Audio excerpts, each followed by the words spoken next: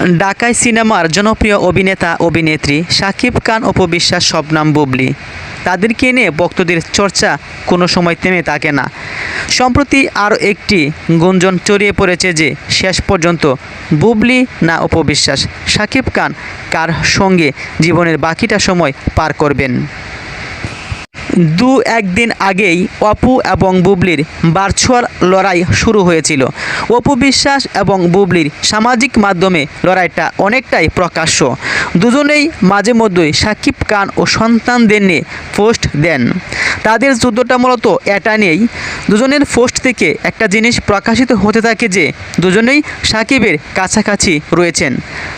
বাস্তবে কি আসলেই শাকিব খানের পাশাপাশি রয়েছেন অপু বিশ্বাস এবং বুবলী? এটাই প্রশ্ন ভক্তদের মাঝে। শাকিব খানের মঞ্চে কখনো দেখা যায় না বুবলী এবং অপু বিশ্বাসকে। কি তাহলে নেটিজেনদের মাঝে প্রশ্ন একটা রয়ে গেল, শেষমেশ শাকিব খান কাকে বেছে নেবেন, অপু বিশ্বাস নাকি শবনম বুবলী?